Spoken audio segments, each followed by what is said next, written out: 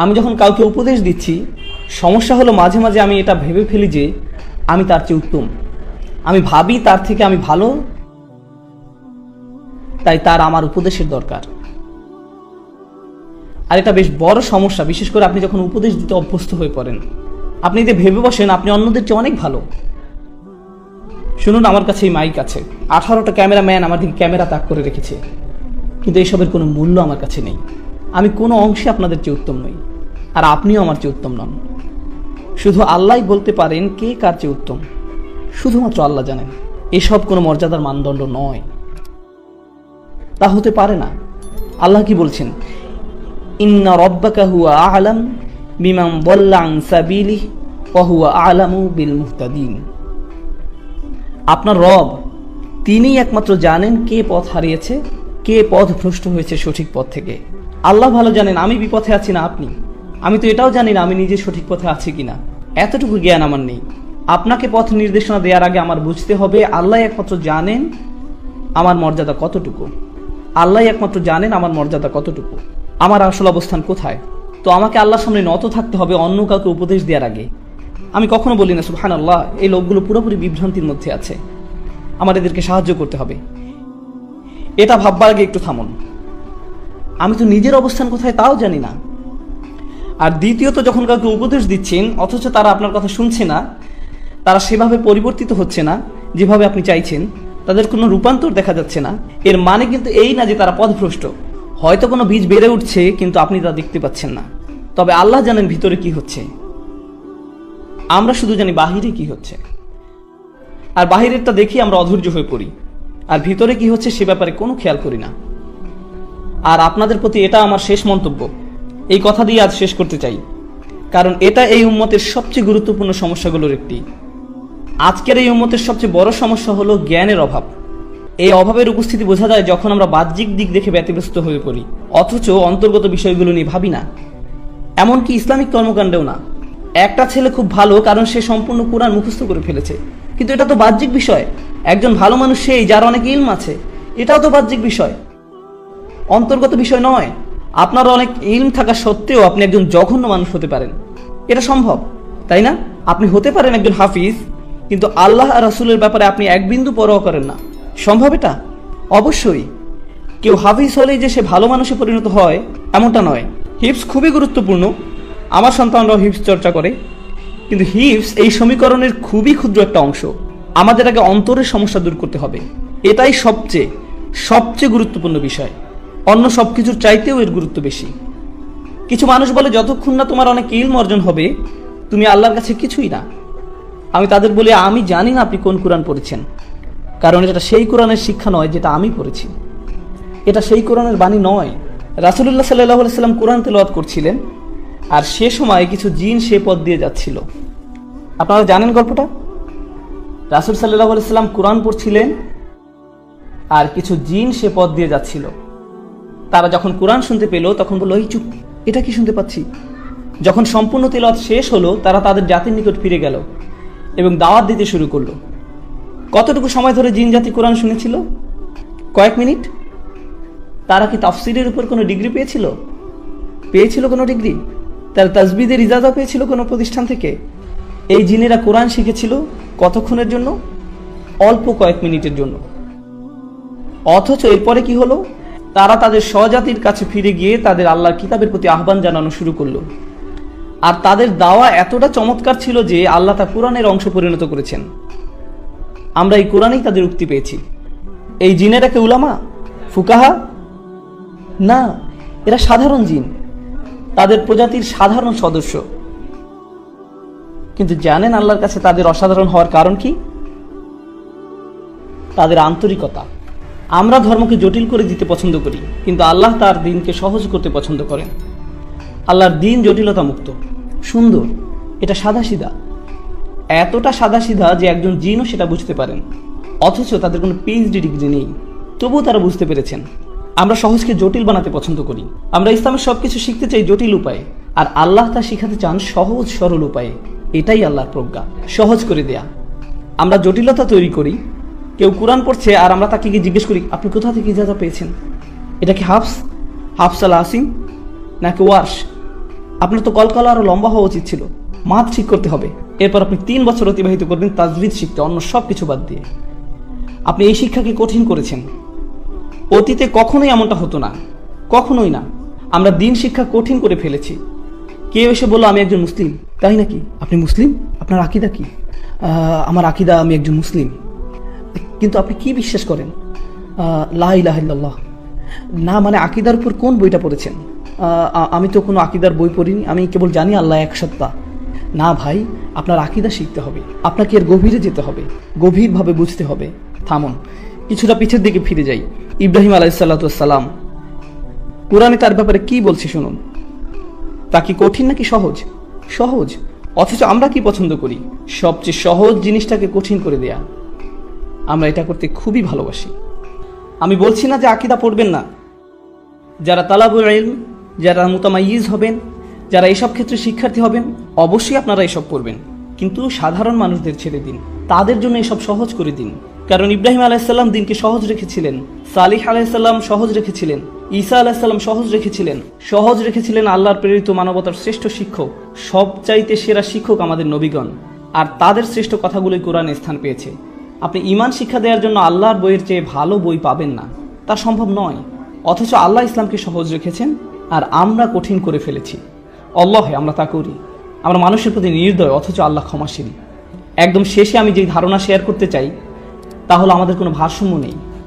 আমরা যেভাবে ইসলামকে মানুষের সামনে তুলে ধরি, এতে করে মুসলিমদের জন্য ইসলাম পালন করা কষ্টকর হয়ে দাঁড়িয়েছে। অনেক মুসলিমের ধারণা তারা সব কাজে আল্লাহর অবাধ্যতা করছে আর আল্লাহ শুধু তাদের শাস্তি দিবেন। আল্লাহ সব সময় তাদের উপর রেগে আছেন। অথচ আল্লাহ নিজেই বলছেন মা ইয়াফআলুল্লাহু বিআযাবিকুম। আল্লাহ তোমাদের শাস্তি দিয়ে কি করবেন? আল্লাহ আপনাদের শাস্তি দিতে চান না। আমাদের আবার এই দিনের রহমতের কথা প্রচার করতে হবে, এই কিতাবের রহমতের বাণী প্রচার করতে হবে, এই বৃষ্টির বর্ষণ হতে হবে। আবার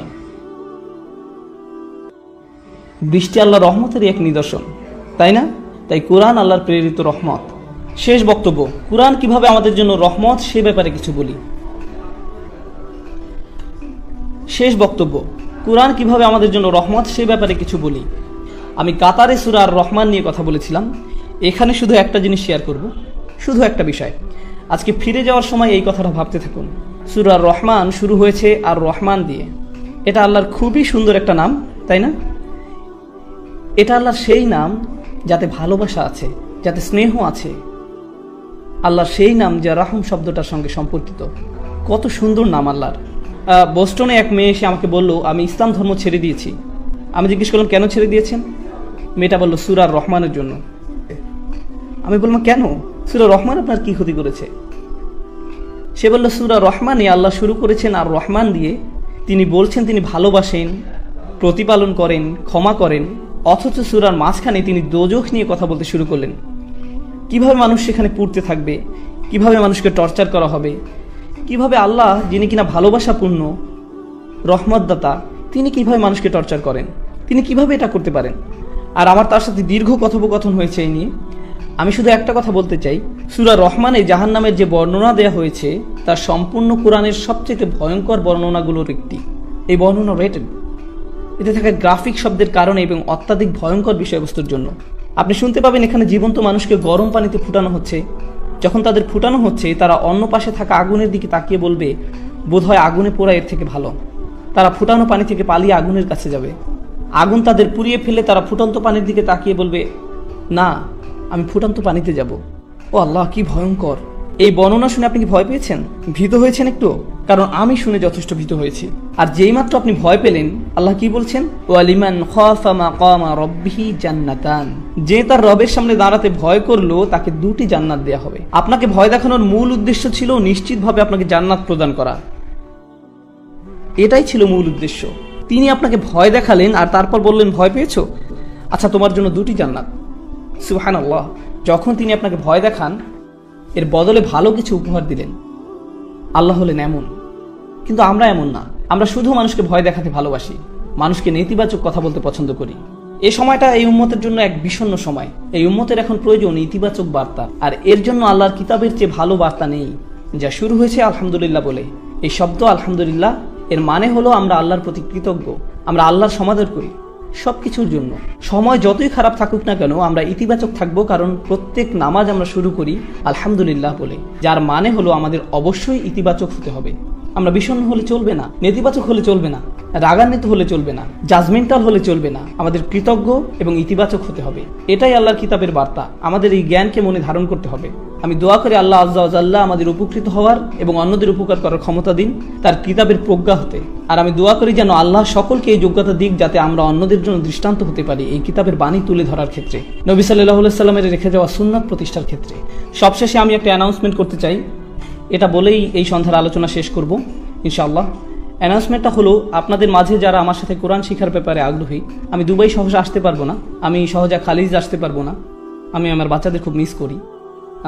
আর আমার অনেকগুলো বাচ্চা, 6 জন, এটা অনেক।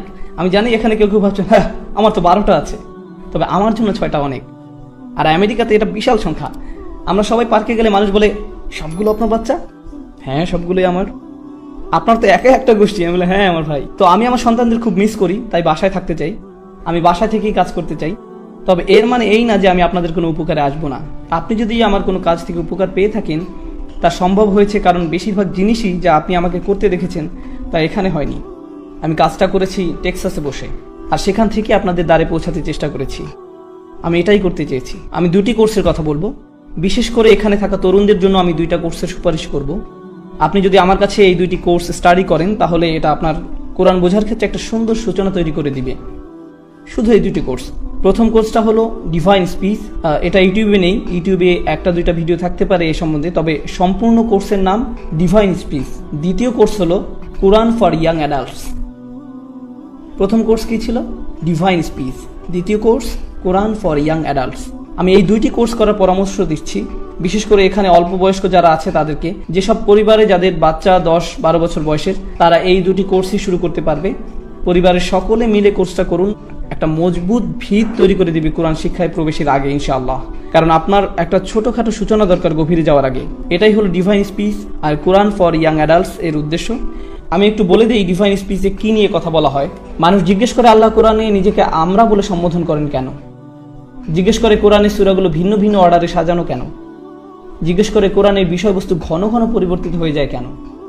সবাই যখন এসব প্রশ্ন করে, আমি সকল প্রশ্নকে একত্রিত করে সবগুলোর উত্তর দেওয়ার চেষ্টা করেছি, যাতে আপনার আরও ভালো ধারণা সৃষ্টি হয় যখন আপনি কোরআন পড়ছেন এই বইয়ের বিশেষত্ব নিয়ে, এবং যাতে সঠিকভাবে মূল্যায়ন করতে পারেন। এই 2টি কোর্স অনলাইনে পাবেন। আপনি যদি বাইয়ানার বানান না জেনে থাকেন তবে ইস্তেগফার করুন, 2 রাকাত নামাজ পড়ুন, এরপর উট কুরবানি দিন। ঠিক আছে? বাইয়ানা.tv-তে যাবেন, তাহলে ইনশাআল্লাহ এই 2টি কোর্সে অংশ। তাদের অনুসরণ করো যারা তোমাদের কাছে কোনো বিনিময় প্রত্যাশা করে না। এটাই সরল অনুবাদ। অনুসরণ করো যে তোমাদের কাছে কোনো বিনিময় চায় না। ওয়াহুম মুহতাদুন, আর তারা সরল পথে অঙ্গীকারবদ্ধ। মুসলিমরা কোরআনের যে ধারণাগুলোকে ভুল বুঝেছে এটি তারেক। কোরআন বলেছে যে তারা কোনো বিনিময় প্রত্যাশা করেনি। ভাই, আপনার প্রোগ্রামের জন্য কেন ফি নির্ধারণ করেছেন?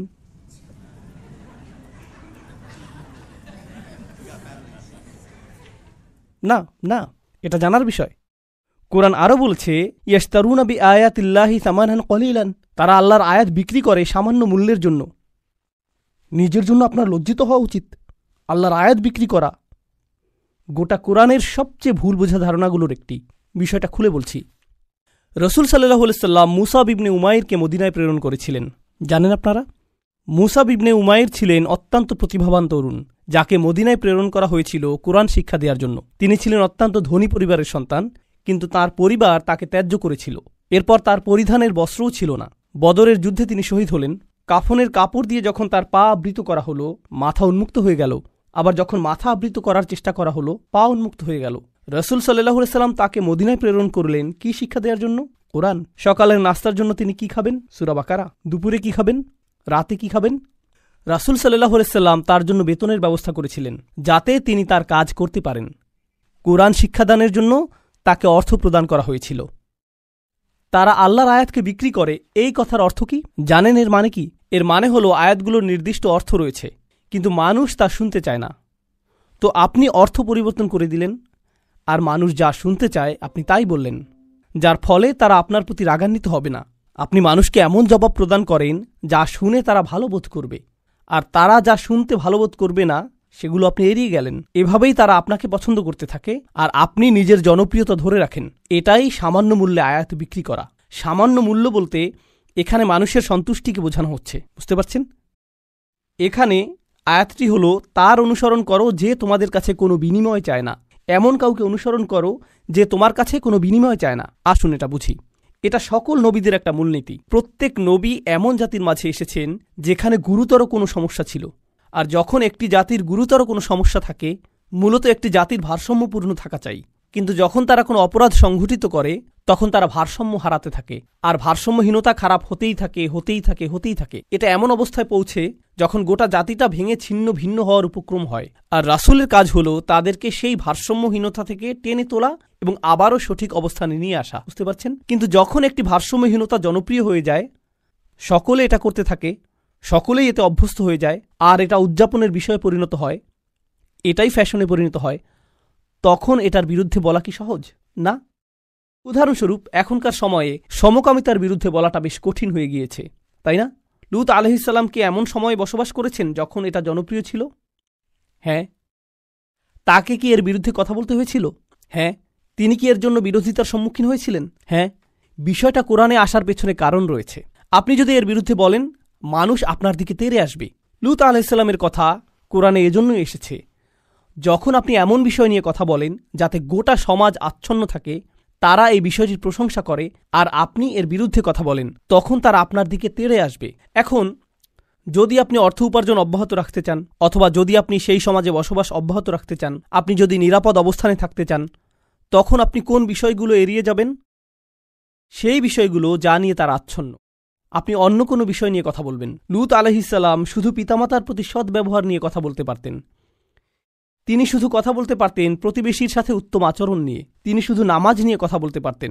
যৌন পাপের বিষয়গুলো তিনি এড়িয়ে যেতে পারতেন, কারণ এগুলো ছিল অতি বিতর্কিত, তাই না? তিনি যদি এটা করতেন তাহলে কি তিনি ঝামেলায় পড়তেন? না, কোনো ঝামেলা হতো না। আর প্রসঙ্গক্রমে তিনি কিন্তু এখনও ভালো কাজ নিয়েই কথা বলছেন। পিতামাতার প্রতি সদাচরণ একটি ভালো কাজ, নামাজ পড়া একটি ভালো কাজ, দানশীলতা একটি ভালো কাজ। তো কেন তাকে এমন বিষয়বস্তু বেছে নিতে হলো যা তাকে ঝামেলায় ফেলবে? আসলে এটাই একজন রাসূলের কাজ। তারা এসেছেন এই বিষয়গুলো নিয়ে কথা বলার জন্য যা নিয়ে অন্য কেউ বলার সাহস করবে না। আর আল্লাহর পক্ষ থেকে তারা রায় দিবেন। ওয়াল কুরআনিল হাকিম। তারা আল্লাহর পক্ষ থেকে রায় দিবেন, আর এটা বারবার দিবেন। সেই সমাজের মূল্যবোধকে আক্রমণ করবেন, আর বারবার আক্রমণ করবেন। কিন্তু এক্ষেত্রে তারা পরোয়া করেননি, কারণ এই পাপ কাজগুলোর বিরুদ্ধে কথা বলতেই হবে। আর নিশ্চিতভাবেই যখন কেউ এটা করেন, কোনো বিনিময়েই তারা আগ্রহী থাকেন না, কারণ বিনিময় থেকে বঞ্চিত হওয়ার জন্য এই কাজগুলোই যথেষ্ট। মাল্লা ইয়াসআলুকুম আজরন। তাদেরকে অনুসরণ করো যাদের কোনো স্বার্থ নেই, কারণ এটা জনপ্রিয় হওয়ার পথ না, এটা ধ্বংসপ্রাপ্ত হওয়ার পথ। ওয়াহুম মুহতাদুন। তারা তাদের ব্যক্তিগত জীবনে সুপথ প্রাপ্ত, সৎ পথের প্রতি অঙ্গীকারবদ্ধ। এখন বিষয়টি বুঝুন। সৎ পথের প্রতি অঙ্গীকারবদ্ধ। রাসূলগণ ছিলেন বক্তা, কিন্তু বক্তা আর কারা আছেন? আপনারা কি সমাজের অন্য বক্তাদের কথা বলতে পারেন? স্কলাররা। ইসলামী পরিবেশের বাইরের কথা বলছি। রাজনীতিবিদরা হলেন বক্তা, তাই না? ঠিক আছে। তো রাসূলগণ আপনাকে রীতিনীতি নিয়ে বলেন, সমাজ পরিবর্তন নিয়ে বলেন, তাই না? রাজনীতিবিদরাও কি কখনো কখনো সমাজ পরিবর্তন নিয়ে কথা বলেন? অবশ্যই। কিন্তু যখন রাজনীতিবিদরা সমাজ পরিবর্তনের কথা বলে, আমরা দেশের উন্নতি করতে চাই, আমরা জাতির উন্নতি করতে চাই, আমরা এটাকে শক্তিশালী করতে চাই, ইত্যাদি ইত্যাদি ইত্যাদি, তারপর আপনি যখন তাদের ব্যক্তিগত জীবন পর্যবেক্ষণ করেন, আপনি কি পান? আপনি পান দুর্নীতি। তো তাদের কথাগুলো অনেক উঁচু মানের, কিন্তু তাদের চরিত্র অনেক নিচু। আর প্রসঙ্গক্রমে আপনি দেখেন যে তারা উঁচু মানের জিনিসগুলো নিয়ে কথা বলে এজন্য যে তারা ক্ষমতা চায়, তারা মন্ত্রী হতে চায়, তারা বিনিময় চায়, তারা কোনো কিছুর প্রতি লালায়িত। যখন নবীরা কথা বলেন, তারা কি চান? তারা শুধু চান ন্যায় বিচার, তারা শুধু চান সত্য, আপনার কাছ থেকে কোনো বিনিময় চান না। আর উপরন্তু আপনি যদি নবীদের ব্যক্তিগত জীবনের দিকে লক্ষ্য করেন, তারা সর্বদাই সঠিক পথের প্রতি অঙ্গীকারবদ্ধ ছিলেন। ওয়াহুম মুহতাদুন। তো বাণীটি নিখুঁত এবং বাণীবাহকও নির্ভেজাল। এই ধারণাটি কি আগেও শেখানো হয়েছিল? হ্যাঁ। ইন্নাকা লামিনাল মুরসালিন আলা সিরাতিম মুস্তাকিম। আরেকবার পুনরালোচনা। কোরআন এরকমটাই করে, আয়াতগুলো পরস্পর সম্পর্কযুক্ত। এখন পরের আয়াতে অমালি, অর্থাৎ আমার কি সমস্যা হয়েছে, সেই মানুষটি এখনও কথা বলছেন, সেই রজুল, সেই আদর্শ ব্যক্তি। আল্লাহর ইচ্ছায় যার নাম আমরা কোনো একদিন জান্নাতে জানতে পারব। তিনি বলেছেন, আমার কি সমস্যা হয়েছে? লা আবুদুল্লাযী ফাতারানি, আমি কি সেই সত্তার উপাসনা করব না যিনি অস্তিত্বহীন অবস্থা থেকে আমাকে গড়েছেন? ওয়া ইলাইহি তুরজাউন, আর তোমাদের সকলকে তারই কাছে ফিরিয়ে নেওয়া হবে। এখন মালি, In Arabic we say وما لي لا أفعل التي شأنها أن يوردها المتكلم في رد على من أنكر عليه فعلا. ইবনে আশুর এটা উল্লেখ করেছেন যে যখন কেউ বলে আমার কি সমস্যা হয়েছে যে আমি এটা অথবা সেটা অথবা অন্য কিছু করব, এর অর্থ হলো কেউ তাকে বলেছে যে এই তোমার কি সমস্যা হয়েছে, তুমি কেন ধর্ম ত্যাগ করেছো, আর সে তার দিকে ফিরে এর জবাব দিচ্ছে। তো প্রকৃতপক্ষে উক্তিটি যদিও লিপিবদ্ধ হয়নি, কিন্তু তার বক্তব্যের ধরন দেখে আমরা বুঝতে পারছি এই তোমার কি সমস্যা হয়েছে, কেন তুমি এই মিথ্যা ধর্মের পক্ষে কথা বলছো। আর তিনি তার দিকে ফিরে বলছেন, আমার এমন কি হয়েছে যে আমি তার উপাসনা করব না যিনি আমাকে সৃষ্টি করেছেন, আর তোমাদের সকলকেও তার কাছে ফিরিয়ে নেওয়া হবে। এটা উপলব্ধি করো যে তোমাদেরকেও ফিরিয়ে নেওয়া হবে। বাক্যটি শুরু হয়েছে আমার কি সমস্যা হয়েছে এটা দিয়ে, শুরু হয়েছে তাকে দিয়ে, আর বাক্যটি শেষ হয়েছে তোমাদের সকলকে তার কাছে ফিরিয়ে নেওয়া হবে। তো তিনি কাকে দিয়ে শুরু করেছেন? নিজেকে দিয়ে। আপনি যদি মানুষের সাথে একাত্ম হয়ে গিয়ে এই বাণী তাদের কাছে প্রচার করতে চান, আপনাকে নিজের সম্পর্কে অনেক কিছু স্বীকার করতে হবে। মানুষকে আপনার এটা বলার সক্ষমতা থাকতে হবে যে তোমরা সমস্যার সম্মুখীন হবে। আমি যদি কাউকে পরামর্শ দিই ভ্রমণ সম্পর্কে, আপনি এই এয়ারলাইন্সে না গিয়ে অমুক এয়ারলাইন্সে যান। আমি যদি এমনটা বলে শুরু করি যে ভাই আমি এই এয়ারলাইন্সে গিয়েছিলাম, তারা এত বেশি দেরি করেছিল, তারা আমার লাগেজ হারিয়ে ফেলেছিল, অমুক এয়ারলাইন্সে যান, এটা কি পরামর্শটিকে বেশি আবেদনময় করে তুলছে? কারণ আপনি নিজের কথা প্রথমে বলেছেন, আর যেহেতু আপনি কোনো একটি অভিজ্ঞতার শিকার হয়েছেন, এখন আপনি ঐকান্তিকভাবে তার কল্যাণের জন্য তার কাছে আসছেন। কিন্তু যদি আপনি তার কাছে গিয়ে বলেন হে তুমি এই এয়ারলাইন্সে যাচ্ছ, তুমি একটা স্টুপিড, এটা কি এমন ব্যবহার যার ফলে মানুষ রাজি হবে? না, বরং এটা অপমানজনক। তিনি নিজের সম্পর্কে বলছেন, কারণ তিনি চান না যে তারা তাকে ঘৃণা করুক। তিনি ঘৃণার উদ্রেককারী কোনো কথা বলতে চান না, তিনি একপাশে কোনো কথা বলতে চান না, তিনি শুধু তার নিজের সম্পর্কে কথা বলতে চান। দেখো আমার দিক থেকে এটা হবে বড় ধরনের অপরাধ, দেখো আমার দিক থেকে এটা হবে বড় ধরনের অপরাধ যদি আমি তাকে উপেক্ষা করি যিনি আমাকে সৃষ্টি করেছেন। তোমরা সকলেও তার কাছে ফিরে যাচ্ছ। এটা কথা বলার খুবই ভালোবাসাপূর্ণ উপায়, যেটা তিনি ইতিমধ্যে শুরু করেছেন ইয়া কওমি বলার মাধ্যমে। এজন্যই তিনি তার জাতির প্রতি ভালোবাসার টানে ছুটে এসেছিলেন। তো তিনি বললেন ওমা লিয়া লা আবুদুল্লাযী ফাতারানি ওয়া ইলাইহি তুরজাউন আত্তাখিযু মিন দুনিহি আলিহা, আমার কি তাকে ছাড়া অন্য কাউকে উপাস্য মানা উচিত? ইউরিদনির রহমানু বিদুররিন, যদি আর রহমান বা অবিশ্বাস্য রকম দয়ালু সত্তা সিদ্ধান্ত নেন যে কোনো ক্ষতি নেমে আসবে, লা তুগনি আন্নি শাফাআতুহুম শাইআ, অন্য সকল মিথ্যা উপাস্য মিলে আমাকে মুক্ত করতে সক্ষম হবে না। তাদের সকলের মিনতি, তাদের সকলের মধ্যস্থতা, তাদের এই অনুরোধ যে হে আল্লাহ তাকে ছেড়ে দিন, সে আমার উপাসনা করত, এগুলোর কোনোটাই কাজে আসবে না। লা ইউনকিযুন, তারা আমাকে রক্ষা করতে পারবে না। যদি আল্লাহ আমার প্রতি অসন্তুষ্ট হন, এই সব প্রতিমা আমাকে পরিত্রাণ দিতে পারবে না, এই সব পৌরাণিক উপাস্যগুলো আমাকে রক্ষা করতে পারবে না। কেন আমি অন্য কারো কাছে যাব? জানেন তিনি এখানে কি করছেন? তিনি তাদের ধর্মের সমালোচনা করেছেন, তাই না? কারণ তারা অন্য উপাস্যে বিশ্বাস করে। কিন্তু এভাবে না বলে যে তোমাদের কি সমস্যা, কেন তোমরা এই সকল উপাস্যে বিশ্বাস করছো, তারা তোমাদের রক্ষা করতে পারবে না, এর পরিবর্তে তিনি বললেন কিভাবে আমি এই সকল উপাস্যে বিশ্বাস করতে পারি? তারা আমাকে সাহায্য করতে পারবে না। কাকে? আমাকে। আমি শুধু আমার নিজেকে নিয়ে চিন্তিত।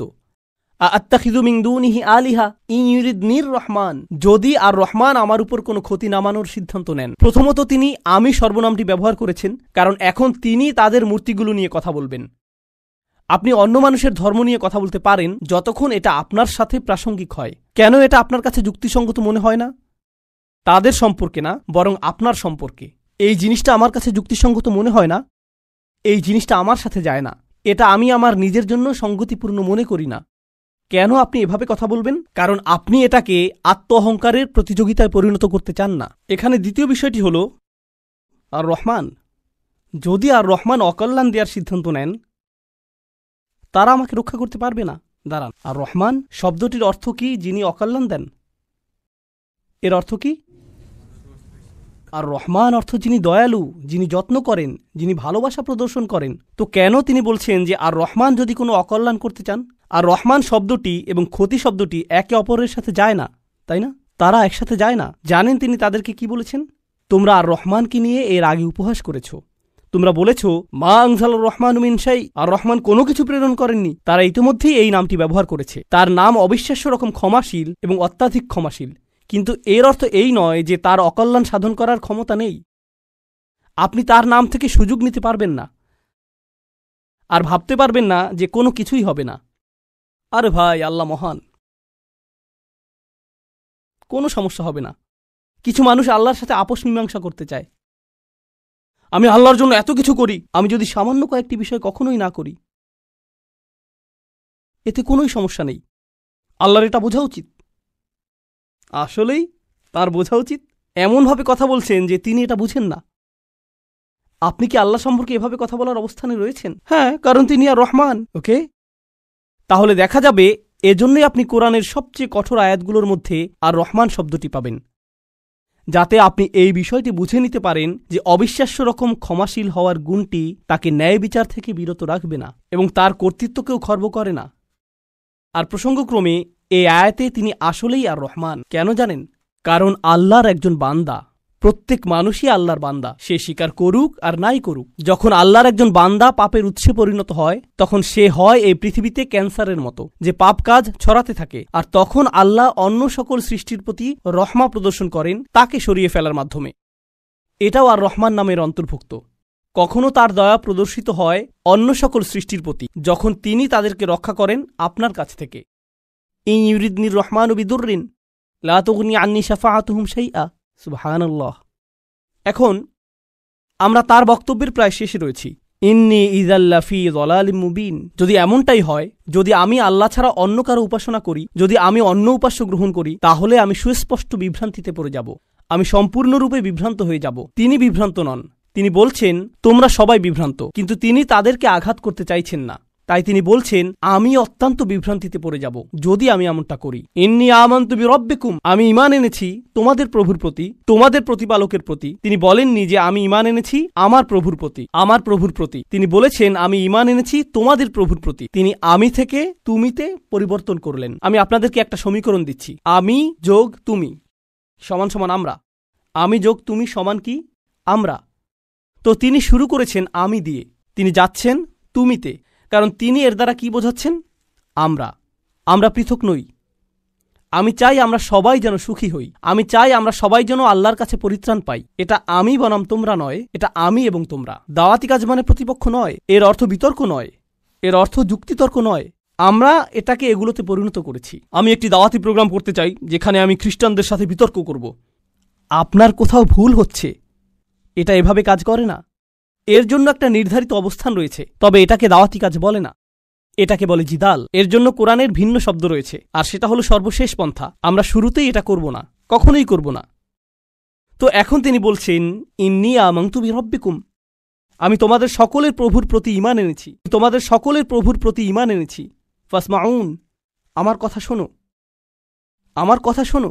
তিনজন রাসূল কথা বলেছেন, আর তিনি বলছেন আমার কথা শোনো। আমি যা বলছি তা শুধু শোনো। কখনো কখনো আমি শিক্ষক হিসাবে এই বিষয়টা খেয়াল করি। আমি আরবি শেখাই অথবা চেষ্টা করি।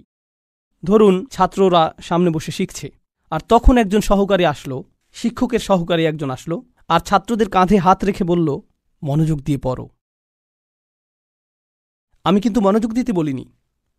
একজন সহকারী এসে বলল মনোযোগ দিয়ে পড়ো। এর কি কোনো প্রভাব রয়েছে? হ্যাঁ। এর কি ভিন্ন ধরনের প্রভাব রয়েছে? হ্যাঁ। যখন আরেকজন ছাত্র আপনার কাছে এসে বলে ভাই পড়াশোনা করো, শিক্ষক বলেন যে পরীক্ষার জন্য পড়াশোনা করো। হ্যাঁ, অবশ্যই আমি পরীক্ষার জন্য পড়াশোনা করব। তারপর আপনি রাত 8টার সময় বাস্কেটবল খেলা দেখছেন, আর আপনার বন্ধু এসে বলল আরে ভাই চলো পড়াশোনা করি। এটার কি ভিন্ন প্রভাব থাকবে? অবশ্যই থাকবে। এই সাহাবী এটা বুঝতে পেরেছিলেন, রাসূলদের এই সঙ্গীটি তা বুঝতে পেরেছিলেন। তার কাছে রয়েছে স্বতন্ত্র স্থান। সূর্যের আছে নিজস্ব স্থান, চাঁদেরও রয়েছে নিজস্ব স্থান। এটা প্রতিযোগিতা নয়। আমার কথা শোনো। এটা এতটাই ভালোবাসাপূর্ণ চমৎকার বক্তব্য, আর আমি এখানে বলতে চাই যে তার বক্তব্যটি এখানে 3জন রাসূলের থেকেও বেশি কাজ করেছিল। এই আয়াতগুলোতে তার বক্তব্যের বেশি প্রভাব রয়েছে 3জন রাসূলের তুলনায়। এটা কেন? এটা আমাদেরকে শিখানোর জন্য যে আল্লাহ যাকে চান তাকেই বিজয় প্রদান করেন। আল্লাহ তাকেই কবুল করবেন যার প্রতি তিনি রাজি হবেন। পার্থিব ফলাফল এবং পার্থিব পরিণাম আল্লাহর কাছে অর্থবহ নয়, বরং প্রচেষ্টাই আল্লাহর কাছে অর্থবহ। পার্থিব ফলাফল হল যখন আল্লাহ সিদ্ধান্ত নেবেন তখন তিনি দুয়ার খুলে দিবেন, এটাই হবে। পরের আয়াতটি বলছে কিলা দুখুলিল জান্নাহ। বক্তব্যের অংশটি প্রায় শেষ। কিলা দুখুলিল জান্নাহ, জান্নাতে প্রবেশ করো। দাঁড়ান, তিনি তো তার লোকদের সাথে কথা বলছিলেন, এখন বলা হচ্ছে জান্নাতে প্রবেশ করো। কি ঘটল? তাকে হত্যা করা হয়েছিল। তিনি এত ভালোবাসাপূর্ণ উদ্বেগপূর্ণ বক্তব্য দিলেন, শহরের প্রান্ত থেকে তার লোকদের কাছে ছুটে আসলেন, তাদেরকে বোঝানোর চেষ্টা করলেন। তারা রাসূলদেরকে স্পর্শ করতে পারল না, কারণ রাসূলগণ আল্লাহ প্রদত্ত নিরাপত্তায় ছিলেন। কিন্তু সেই একমাত্র ঈমানদার হত্যার শিকার হলেন। এই ঘটনাটিতে ঈমানদারদের জন্য শিক্ষা রয়েছে, তাই না? এখন সামান্য কয়েকজন ঈমানদার যারা রাসূল সাল্লাল্লাহু আলাইহি সাল্লামের উপর ঈমান এনেছিলেন, তাদেরকে মানসিকভাবে প্রস্তুত করা হলো, এর জন্য তোমরাও হত্যার শিকার হতে পারো। ইয়াসির, সুমাইয়া, বিলালও মৃতপ্রায় হয়ে গিয়েছিলেন রাদিয়াল্লাহু আনহুম। আপনি হত্যার শিকার হতে পারেন শুধু এটা বলার কারণে, শুধু আল্লাহ সম্পর্কে কথা বলার কারণে। তো তিনি জান্নাতে প্রবেশ করলেন এজন্য না যে তাকে স্থানান্তরিত করা হয়েছিল, বরং তাকে হত্যা করা হয়েছিল। আর প্রসঙ্গক্রমে তারা কিভাবে রাসূলদের হত্যা করার সিদ্ধান্ত নিয়েছিল? পাথর নিক্ষেপ করে এবং আমৃত্যু নির্যাতন করার মাধ্যমে। মনে আছে এটা? তাই তিনি সহজ কোনো মৃত্যুর শিকার হননি। তো তিনি একজন শহীদ, কারণ শহীদগণ সরাসরি জান্নাতে প্রবেশ করেন। তিনি সরাসরি জান্নাতে প্রবেশ করলেন। আর তার উক্তি এটা ছিল না, হে আল্লাহ তাদেরকে শাস্তি দিন, কারণ এই কাফিররা আমাকে হত্যা করেছে। ঈমানদারদের পক্ষ হয়ে প্রতিশোধ গ্রহণ করা উচিত। ক্বালা ইয়া লাইতা কওমি, ক্বালা ইয়া লাইতা, প্রথম শব্দগুলো, ওহ যদি শুধুমাত্র, কওমি ইয়ালামুন, আমার লোকেরা যদি শুধু জানতে পারত, যদি আমার লোকদের জানার কোনো উপায় থাকত। তিনি এখনও তাদেরকে ভালোবাসেন। কল্পনা করতে পারেন জান্নাতে হাঁটছেন, সেখানে কি দেখতে পাবেন? যাওয়াতা আফনান ফাবিআইয়ি আলাই রাব্বিকুমা তুকাযযিবান। আপনি জান্নাতে গাছ দেখবেন আর তা আপনাকে সম্মোহিত করবে। আপনি ঝর্ণাধারা দেখবেন আর সম্মোহিত হয়ে যাবেন। আপনি ফল দেখতে পাবেন আর প্রথম কামড়ের পর আপনি নিজেকে হারিয়ে ফেলবেন। আপনি আপনার সুন্দর স্ত্রীদের দেখবেন আর আনন্দে দিশেহারা হয়ে যাবেন। তিনি এই সব কিছু দেখছেন আর তিনি বলছেন না ও, তিনি শুধু বলছেন, ও আমার লোকেরা, যদি শুধু তারা জানতে পারত। সুবহানাল্লাহ। তিনি জান্নাতে পৌঁছে গেলেন, তবুও তার লোকদেরকে ভুললেন না। জানেন বিচার দিবসে মানুষ সবকিছু ভুলে যাবে। মা তার সন্তানকে ভুলে যাবে। ইয়াওমা তারাউনাহা তাযহালু কুল্লু মুরদাআতিন আম্মা আরদাআত, সেই দিন প্রত্যেক স্তনদানকারী মা তার সন্তানকে ভুলে যাবে। ইয়াওমা ইয়াফিরুল মারউ মিন আখিহি ওয়া উম্মিহি ওয়া আবিহি ওয়া সাহিবাতিহি ওয়া বানিহি, সেদিন প্রত্যেক মানুষ তার ভাইয়ের কাছ থেকে পালিয়ে বেড়াবে। সূরা মারিজে এসেছে। ওয়া ফাসিলাতিল্লাতি তুই, তার মা, তার স্ত্রী, তার সন্তান, তার অভিভাবক, তার গোটা গোত্র, সে তাদের সবার কাছ থেকে পালিয়ে বেড়াবে। সে কারো সাথে কোনো কিছু করতে চাইবে না। ওয়াতাকাত্তাআত বিহিমুল আসবাব, কোরআন বলছে সকল সম্পর্ক ছিন্ন হয়ে যাবে। কিন্তু ঈমানদারদের জন্য এমনটা হবে না। ঈমানদারদের জন্য এমনটা হবে না। সে জান্নাতে প্রবেশ করবে এবং তার ভালোবাসা অব্যাহত থাকবে। কার জন্য? তার লোকদের জন্য, যারা হলো কাফির এবং নবীদের শত্রু, কারণ তারা এখনো জীবিত এবং এখনো তাদের আশা রয়েছে। আপনি এমন মানুষের উপর আশা ছাড়বেন না যারা এখনো জীবিত। আর আল্লাহ এমনভাবে আমাদের কাছে বর্ণনা করেছেন যেন তিনি তখনও ঘটনা দেখছিলেন। আল্লাহ তাকে দুনিয়ার ক্যামেরা ভিউ প্রদান করেছিলেন যাতে তিনি দেখতে পারেন যে কি ঘটছে। আর তিনি জান্নাত থেকে দেখে বলছেন, যদি তারা জানতে পারে। তিনি বলেননি যে যদি তারা জানতে পারত, আলিমু, বরং তিনি বলছেন ইয়া লাইতা কওমি আলামুন, যদি শুধু তারা জানতে পারে। তিনি এখনই দেখছেন কি ঘটছে। আল্লাহ তাকে দেখাচ্ছেন। সুবহানাল্লাহ। আর তারপর আপনি বুঝতে পারেন যে একনিষ্ঠতা আসলে কি। আমরা মুসলিমরা একনিষ্ঠতার কৃত্রিম ধারণা তৈরি করেছি। আমি এটা মানতে পারি না। একনিষ্ঠতা শব্দটিকে নিয়ে আমরা যা করছি, তুমি যা করো তার সবকিছুতে ইখলাস থাকতে হবে। সব সময় তোমার নিয়তকে যাচাই করে চলবে। এখনই যাচাই করুন। কারণ যদি একনিষ্ঠতা না থাকে তাহলে তোমার কোনো কাজেরই মূল্য থাকবে না। আর তোমার একনিষ্ঠতা থাকতে হবে শুধু এবং শুধুমাত্র আল্লাহর জন্য। আমি এর সাথে দ্বিমত পোষণ করব। আমি জানি এখনই আমাকে হত্যা করতে আসবেন না। রাসূল সাল্লাল্লাহু আলাইহি সাল্লাম একজন মানুষের কথা বলছেন যে অনেক পাপ করেছে, অনেক পাপ। সে নামাজ পড়ে না, কিছুই করে না। একদিন সে হাঁটতে হাঁটতে একটি তৃষ্ণার্ত কুকুর দেখতে পেল। তৃষ্ণায় কুকুরটির জিহ্বা বের হয়ে আছে। আর লোকটি সিদ্ধান্ত নিল যে নিজে পান করার আগে সেই কুকুরটিকে পান করাবে। শীঘ্রই লোকটি মারা গেল আর আল্লাহ তাকে জান্নাত দান করলেন। হ্যাঁ, আসুন ঘটনাটা খেয়াল করি। এই লোকটি, সে কি বিশ্বাসী? আমরা জানি না। সে কি নামাজ পড়ে? না। যখন সে কুকুরটিকে পান করাচ্ছিল, সে কি বলেছিল যে দাঁড়াও, আগে নিয়তের ইখলাস এনে নেই, আমি শুধু এটা করছি আপনার জন্য, ইয়া আল্লাহ, কুকুরের এই বের হয়ে থাকা জিহ্বা আমার কাছে মূল্যহীন, আমি শুধু আপনার সন্তুষ্টি কামনা করি, আর তারপর আমি কুকুরটিকে পানি খাওয়াই। তিনি এমনটা করেছিলেন? তিনি শুধুই কুকুরটির জন্য খারাপ বোধ করেছিলেন এবং কুকুরটিকে পানি পান করিয়েছিলেন, তাই না? তো কুকুরটির জন্য তার উদ্বেগের ব্যাপারে তিনি একনিষ্ঠ ছিলেন। তার ইখলাস ছিল, তাই না? এখানে এই ইমানদারটি তার লোকদেরকে ভালোবাসেন, কিন্তু তিনি কি বলেছেন যে এটা যদি আল্লাহর জন্য না হতো তাহলে আমি আমার লোকদের ঘৃণা করতাম। তিনি এজন্য তাদেরকে ভালোবাসেন কারণ তারা তারই লোক, আর এটাই তার লোকদের জন্য একনিষ্ঠতা। ইবাদতের ক্ষেত্রে আল্লাহর প্রতি আপনার একনিষ্ঠতা থাকতে হবে, আপনার পিতামাতার প্রতি আপনার একনিষ্ঠতা থাকতে হবে, শুধু আল্লাহর জন্য না, বরং এজন্য যে তারা আপনার পিতামাতা। আপনার একনিষ্ঠতা থাকতে হবে অন্য মুসলিমদের জন্য, কারণ তারা আপনার মুসলিম ভাই। আপনার একনিষ্ঠতা থাকতে হবে আপনার প্রতিবেশীর জন্য, আপনার একনিষ্ঠতা থাকতে হবে আপনার কাজের প্রতি, আপনার লেখাপড়ার প্রতি, আপনার একনিষ্ঠতা থাকতে হবে আপনার ব্যবসায়ের অংশীদারের প্রতি। এই সব কিছুই একনিষ্ঠতা। আপনি কৃত্রিমভাবে এটা বানাতে পারবেন না। না না, আমি তোমার বন্ধু হতে পারবো না, কারণ এটা আল্লাহর সন্তুষ্টির জন্য না। আমরা শুধু একসাথে বাস্কেটবল খেলবো, আর এটা আখিরাতে আমার কোনো কাজে আসবে না। আমি জানি না কে এই অদ্ভুত কথা আপনাকে শিখিয়েছে। যখন আপনি আপনার নিয়ত যাচাই করছেন বাস্কেটবল খেলায় বল ছোড়ার আগে, কারণ এতে কোনো ইখলাস নেই, এটা এইভাবে কাজ করে না, এইভাবে কাজ করে না। আমাদের নিয়তের পরিচ্ছন্নতা থাকতে হবে, এটা নিশ্চিত। আমাদের নিয়তকে পুনরায় যাচাই করতে হবে, এটা নিশ্চিত। একনিষ্ঠতার গণ্ডি আল্লাহর প্রতি একনিষ্ঠতার চেয়েও অনেক বেশি। এই একনিষ্ঠতা তার সকল সৃষ্টির প্রতিও প্রযোজ্য। মানুষের প্রতি আপনার নিয়ত পরিচ্ছন্ন থাকতে হবে, কৃত্রিমভাবে নয়।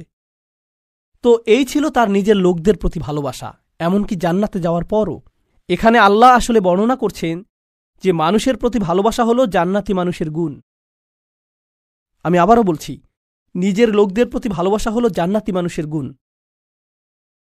তো যখন আপনি এমন মুসলিম দেখেন যারা সবসময় মানুষের প্রতি রাগান্বিত, তারা সবসময় অন্য মুসলিমদের প্রতি রাগান্বিত, তারা নিজেদের পরিবারের প্রতি রাগান্বিত, তারা সবচেয়ে বেশি রাগান্বিত অমুসলিমদের প্রতি, তারা রাগান্বিত এবং রাগান্বিত, এটা জান্নাতি মানুষের গুণ না। ইয়া লাইতা কওমি ইয়ালামুন। এখন তিনি এই বক্তব্যটি দিলেন তার লোকদের প্রতি।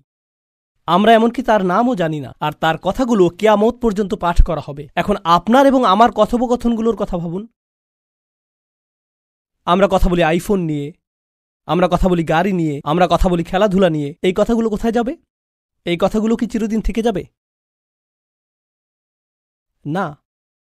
এগুলো কি পৃথিবীতে কোনো কল্যাণ নিয়ে আসবে? না। জানেন এই সম্পর্কে ভাবতে গিয়ে আমি কি উপলব্ধি করছি? আল্লাহর কাছে কথা হলো অমূল্য রত্ন। লোকটি কোনো নবী নন, তবুও তার কথা কোরআনে সংরক্ষিত হয়ে আছে। আল্লাহ কি অন্য জিনিসে সংরক্ষিত রাখেন? অকুল্লা শাইইন আহসাইনাহু ফি ইমামিম মুবিন। আল্লাহ বলছেন যে আমি সবকিছুই সংরক্ষণ করে রাখি। তিনি সবকিছুই সংরক্ষণ করে রাখেন। তো কোন জিনিসটি আপনি সংরক্ষণ করে রাখতে চান? ভালো কিছু? কোনো একনিষ্ঠ পরামর্শ? আপনাকে কি ব্যাপক জ্ঞানের অধিকারী হতে হবে ভালো কিছু বলার আগে? এই মানুষটির কি ভালো কথা বলার আগে অনেক অনেক ডিগ্রির প্রয়োজন হয়েছিল? বিষয়টি জটিল নয়, শুধু ভালো মানুষ হন। লক্ষ্য করুন কেমন চমৎকারভাবে কোরআন সন্নিবেশিত। যখন তিনি জান্নাতে গেলেন আর তিনি বললেন যদি আমার লোকেরা জানতে পারে, পরের আয়াতে তিনি বলছেন বিমা গফরলি রব্বি ওয়া জাআলানি মিনাল মুকরামিন, সেই ক্ষমা যা আমার প্রভু আমাকে প্রদান করেছেন আর আমাকে তাদের অন্তর্ভুক্ত করেছেন যাদেরকে সম্মানিত করা হয়েছে। তিনি জান্নাতের দুটি জিনিসের কথা বলছেন, ক্ষমা এবং সম্মান। সূরার শুরুতে এসেছে ফাবাশশিরহু বিমাগফিরাতিন ওয়া আজরিন কারীম। সূরার শুরুতে আল্লাহ বলছেন কোন এক স্থানের সেই একাকী ঈমানদারদেরকে অভিনন্দন প্রদান করো যে সে পাবে ক্ষমা এবং সম্মানসূচক প্রতিদান। মনে আছে সেটা? ক্ষমা এবং সম্মানসূচক প্রতিদান। এখন সূরার মাঝখানে এই মানুষটি জান্নাতে পৌঁছে গেলেন এবং বললেন ইয়া আল্লাহ, আপনি আমাকে ক্ষমা প্রদান করেছেন এবং সম্মানিতদের অন্তর্ভুক্ত করেছেন। পুনরালোচনা, নিখুঁত পুনরালোচনা, এটাকে বলা হয় কুরআনের ইহকাম ওয়াল কুরআনিল হাকিম। এই আয়াতগুলো নিয়ে শেষে একটি বিষয় আমি আসলেই ভালোবাসি, তা হলো যখন তিনি তার লোকদের সাথে কথা বলছিলেন তিনি বললেন ইন্নী আমানতু বিরব্বিকুম, আমি ঈমান এনেছি তোমাদের প্রভুর প্রতি, আমি ঈমান এনেছি তোমাদের প্রভুর প্রতি। কিন্তু যখন তিনি জান্নাতে প্রবেশ করলেন তিনি বললেন বিমা গফরলি রব্বি, আমার প্রভু। একই মানুষের কথা। এখন তিনি বলছেন আমার প্রভু। যখন তিনি জান্নাত দেখলেন, যখন তিনি জান্নাতে প্রবেশ করলেন, যখন তিনি ক্ষমা লাভ করলেন, যখন তিনি আল্লাহ প্রদত্ত সম্মানের অধিকারী হলেন। প্রসঙ্গক্রমে কারো দ্বারা সম্মানিত হওয়ার অর্থ কি? কিভাবে আপনি কারো দ্বারা সম্মানিত হতে পারেন বলতে পারেন আমাকে? স্বীকৃতি পাওয়া। হ্যাঁ, কারো স্বীকৃতি পাওয়া। কেউ আপনাকে অভিবাদন জানালো, কেউ আপনার সাথে কর্মর্দন করতে আসলেন, এটা দ্বারা তিনি আপনাকে সম্মানিত করলেন, তাই না? আমি এখনই বলে দিচ্ছি, সামনের আয়াতগুলোতে এটা আসবে। সেখানে আল্লাহ বলছেন সালামুন কওলাম মির রব্বির রহিম, এই সূরাতেই। আরো পরে আল্লাহ বলছেন তিনি তোমাদেরকে বলবেন সালাম। তো শুরুতে তিনি বলছেন আমি তোমাদেরকে প্রদান করব সম্মানিত প্রতিদান, সম্মানিত প্রতিদান, সম্মানিত প্রতিদান। সেই সম্মানিত প্রতিদানটি কি? কতটা সম্মানিত এটা হতে পারে? আমি কি একটা মেডেল পাবো? কোনো সার্টিফিকেট দেয়া হবে পরীক্ষায় পাশ করার পর যেমনটা দেয়া হয়? কি সার্টিফিকেট আপনি পাবেন? আপনি পাবেন সালাম। আল্লাহর পক্ষ থেকে। এটাই আপনি পাবেন। তো যখন তিনি তা পেলেন, তিনি ভুলে গেলেন যে এই প্রভু অন্য কারো প্রভু, তিনি শুধু তারই প্রভু। আমার প্রভু আমাকে ক্ষমা প্রদান করেছেন, আমার প্রভু আমাকে সম্মানিতদের অন্তর্ভুক্ত করেছেন, তিনি আমার প্রভু এবং শুধুই আমার প্রভু। সুবহানাল্লাহ! একজন ইমানদারের কি চমৎকার চিত্র এটা। এখন এটা ঘটেছে জান্নাতে, কিন্তু মূল ঘটনাটা চলমান থাকার কথা কোথায়? এই পৃথিবীতে। কি ঘটেছিল এখানে? এখন আল্লাহ যা করবেন তা অত্যন্ত কঠোর। মনোযোগ দিয়ে শুনুন, কারণ এটা মুসলিমদের আরেকটা ভুল ধারণা। এ কারণে এই সূরাটি আমি বেছে নিয়েছি। যখনই আমি কোনো সূরা বেছে নেই, আমি উপলব্ধি করি যে আল্লাহ আমাদের সমসাময়িক এত এত সমস্যার জবাব দিয়েছেন, এটা অবিশ্বাস্য। যদি মুসলিমরা কোথাও আক্রমণ করে অথবা কোনো কিছু বিস্ফোরণে উড়িয়ে দেয় আর অন্য মুসলিমরাও এতে মারা যায়, তাহলে তারা তো জান্নাতেই প্রবেশ করবে, এতে কোনো সমস্যা নেই। আমি এই যুক্তি শুনেছি। এই পরিস্থিতির শিকার হয়ে যদি মুসলিমরা অথবা নিরীহ মানুষ মারা পড়ে, আল্লাহ তো জানেনই, তিনি তাদেরকে জান্নাতে পাঠিয়ে দিবেন। তাই এখানে কোনো ক্ষতি হয়নি, কারণ জান্নাত দুনিয়ার চেয়ে উত্তম। আমি জানি না যে আপনি এই ধরনের বিকারগ্রস্ত কথা শুনেছেন কিনা, কিন্তু আমি এটা অনেকবার শুনেছি। এখন আমি আপনাদেরকে এই বিষয়ে কিছু কথা বলবো। আল্লাহ কি এই মানুষটিকে জান্নাত প্রদান করেছেন? হ্যাঁ, কিন্তু আল্লাহ তাকে জান্নাত প্রদান করার অর্থ এটা না যে আল্লাহ সেই লোকদের প্রতি রাগান্বিত নন যারা তাকে হত্যা করেছিল। ঘটনাটির ধারাবাহিকতা পৃথিবীতে চলতে লাগলো। যখন তিনি জান্নাতে মনোরম সময় উপভোগ করছিলেন, আল্লাহ তার হত্যার প্রতিশোধ গ্রহণ করেছেন। ওমা আনজালনা আলা কওমিহি মিন বাদিহি মিন জুনদিম মিনাস সামাই ওমা কুন্না মুনজিলিন। আমরা আকাশ থেকে কোনো সেনাবাহিনী প্রেরণ করব না এই লোকদের জন্য। এই নগণ্য কুরাইশরা, তারা মনে করেছে যে অনেক বড় কিছু হয়ে গিয়েছে। এই পৃথিবীতে তারা তুচ্ছ, গুরুত্বহীন। অর্থনীতিতে, রাজনীতিতে, জ্ঞানে, বিজ্ঞানে এই লোকদের ধ্বংস করার জন্য বিশেষ কোনো প্রস্তুতির প্রয়োজন নেই। আকাশ থেকে আমার কোনো সেনাবাহিনী প্রেরণের প্রয়োজন নেই। সেনাবাহিনীর কথা উল্লেখ করার কারণ হলো, যখন আপনি কুরাইশদেরকে সতর্কবাণী প্রদান করেন যে আমি তোমাদেরকে সতর্ক করছি, তারা বলবে কোন সেনাবাহিনী? আর যখন রসুলগণ তাদেরকে সতর্ক করলেন, তারা বলছে তোমাদের সাথে কোনো সেনাবাহিনী রয়েছে। এই হুমকি কোথা থেকে আসছে? শুধু তোমরা আর নগণ্য কিছু ইমানদার। আর আল্লাহ বলছেন তাদেরকে ফেরেশতার সেনাবাহিনী প্রদর্শন করার আমার প্রয়োজন নেই। তারা বলবে, ওকে, যদি ফেরেশতা দিয়ে তৈরি সেনাবাহিনী থাকে তোমার কাছে, যারা তোমার কাছে ওহী নিয়ে আসে, যদি সেই ফেরেশতা গোটা আকাশ জুড়ে থাকে, ওয়ালাকাদ রাআহু বিল উফুকিল মুবিন, তিনি জিবরিল আলাইহিস সালামকে গোটা আকাশ জুড়ে থাকার অবস্থায় দেখেছেন, তাহলে কেন তুমি জিবরিলকে কিছু ক্ষমতা প্রদর্শন করতে বলছো না, যাতে আমাদেরকে ধ্বংস করে দিতে পারে? হ্যাঁ, আর আল্লাহ বলছেন আমি তোমাদেরকে এর জবাব দিয়ে সম্মানিত করব না। তোমাদের মতো নগণ্য জীবকে ধ্বংস করার জন্য আমার ফেরেশতার প্রয়োজন নেই, তোমরা তারও যোগ্য না। আল্লাহ কি আগের জাতিগুলোকে ধ্বংস করার জন্য ফেরেশতা পাঠিয়েছিলেন? হ্যাঁ, তিনি পাঠিয়েছিলেন। আল্লাহ বলছেন কুরাইশরা এমনকি এরও যোগ্য না। এ কাজে ফেরেশতাদের সময় নষ্ট করার মতো যোগ্যও কুরাইশরা না যে আল্লাহ কাউকে ডেকে বলবেন, হেই যাও এদেরকে ধ্বংস করো। না না না, সময় নষ্ট করো না। ইনকানাত ইল্লা সাইহাতান ওয়াহিদাতান, এটা একটা বিকট বিস্ফোরক শব্দ ছাড়া আর কিছুই ছিল না। প্রচণ্ড একটা শব্দ। আপনারা জানেন বিস্ফোরণ আসলেই প্রকাণ্ড শব্দ তৈরি করে। এটা ছিল শুধু সেই রকম একটা বিস্ফোরক শব্দ। ফাইদা হুম খামিদুন, আর তাদেরকে নিভিয়ে দেয়া হলো, তারা সম্পূর্ণরূপে নিভে গেল। সয়হা হলো তীব্র কোনো শব্দ। আর এই আয়াতটিতে চমৎকার সাহিত্যিক বৈপরীত্য ফুটে উঠেছে। কারণ যখন আপনি কোরআনের সুমধুর বাণী শুনতে অস্বীকৃতি জানান, আর যখন এই জাতিগুলো তাদের রাসূলদের চমৎকার কণ্ঠ শুনতে অস্বীকৃতি জানিয়েছিল, তখন একমাত্র যেই শব্দ তারা শোনার যোগ্য তা হলো বিস্ফোরণের শব্দ। আর তারপর আল্লাহ বলছেন ফাইদা হুম খামিদুন, এতে অসাধারণ একটা শব্দ। হুমুদ এবং হুমুদ দুইটি শব্দ রয়েছে আরবিতে। শীতকালে যখন রাতে আগুন জ্বালান আর এভাবে নিভান, এটাকে বলা হয় হুমুদ। আর আপনি যদি তা নিভান আর লালচে হলুদ বা কমলা রঙের সামান্য পরিমাণ কয়লা জ্বলন্ত থেকে যায়, তাকে বলা হয় হুমুদ। কিন্তু যখন আপনি একবারে তা নিভিয়ে ফেলেন, এটা সম্পূর্ণ নিভে যায়, একেবারে নিভে যায়, এমনকি সামান্য কয়লাও জ্বলন্ত থাকে না, এটা সম্পূর্ণ নিভে গেছে, এটাকে বলা হয় এমন আগুন যা হল খামিদাহ। ফাইদা হুম খামিদুন, তারা সম্পূর্ণ নিশ্চিহ্ন হয়ে গেল। এমন একজনও থাকবে না যে মৃত্যুর পূর্বে মাটিতে গড়াগড়ি দিতে থাকবে।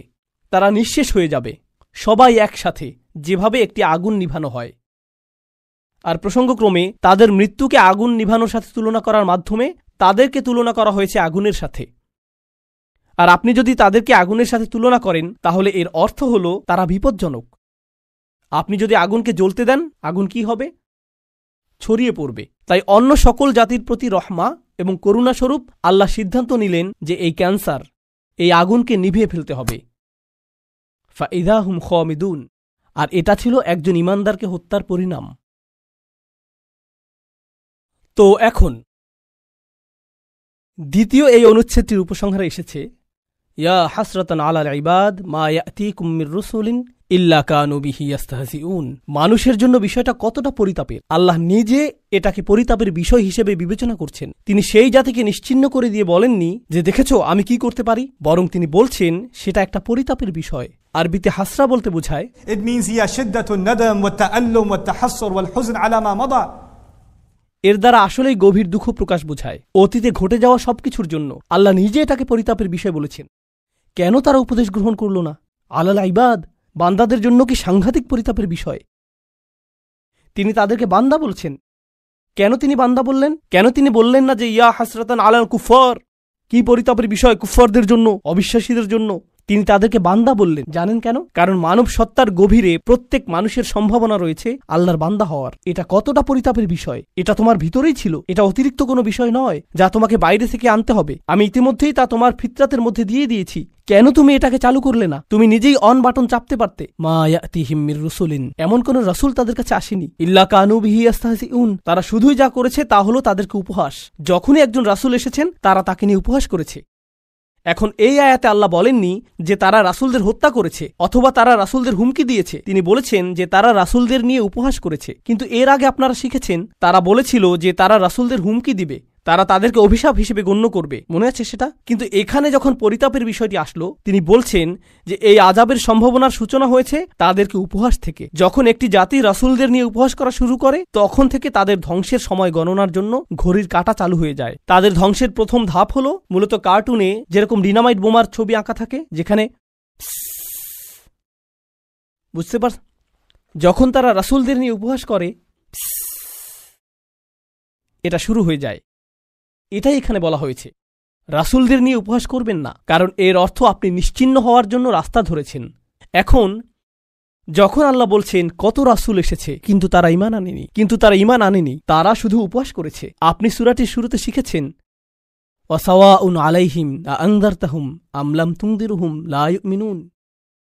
ধারণাটি পুনরায় জোরদার হচ্ছে। কি পরিতাপের বিষয়, এত এত রাসূল এসেছেন কিন্তু মানুষ উপদেশ শুনে না। আলাম ইয়ারাউ কাম আহলাকনা ক্বাবলাহুম মিনাল কুরুন, তারা কি দেখেনি তাদের পূর্বে কত শহর আমরা ধ্বংস করে দিয়েছি, কত জাতি ইতোমধ্যে ধ্বংসপ্রাপ্ত হয়েছে, তারা কি তা দেখে না? তিনি কাকে উদ্দেশ্য করে বলছেন? তিনি রাসূল সাল্লাল্লাহু আলাইহি সাল্লামের সময়ের লোকদের উদ্দেশ্য করে বলছেন এবং বলছেন যে কেন তারা ইতিহাস পর্যবেক্ষণ করে না, কেন তারা দেখে না যে যা রয়েছে তাদের পেছনে। তারা কি দেখেনি? না, তারা দেখেনি, কারণ তাদের পেছনে একটি দেয়াল রয়েছে। তিনি বলেছেন আন্নাহুম ইলাইহিম লা ইয়ারজিউন, তারা তাদের কাছে ফিরে আসবে না। কিছু তাফসীরকারক এই আয়াতটিকে চমৎকারভাবে বিশ্লেষণ করেছেন। চমৎকার একটা বিশ্লেষণ এটা।